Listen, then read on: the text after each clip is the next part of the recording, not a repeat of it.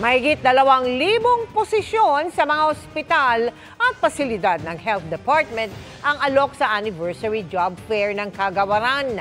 At hindi lang ito para sa medical position. Nakatutok si Sandra Aguinaldo.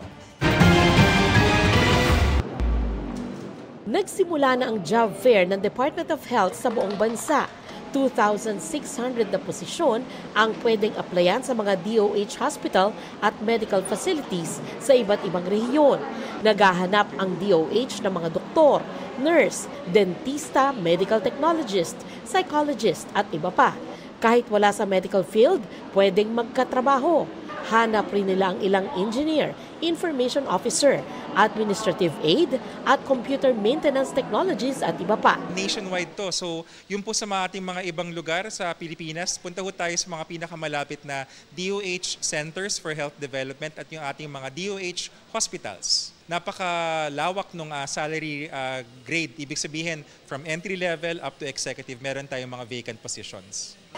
Sa Dr. Jose Fabella Memorial Hospital sa Maynila, nakilala namin si Julian na naghahanap ng trabaho bilang medical technician. Currently po kasi konti lang po yung job opening online.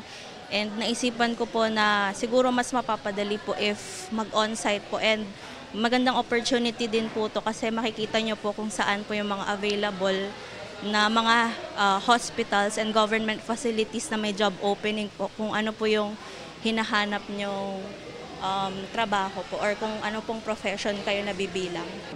Si Glazel naman, pag-graduate pa lang pero nagtungo na sa job fair. Naging GAP din po ako dito sa DOH and then naging intern po ako. So may mga knowledge na din po akong nakuha sa kanila. So itatry ko pong mag-apply, nagbabaka sakali lang po.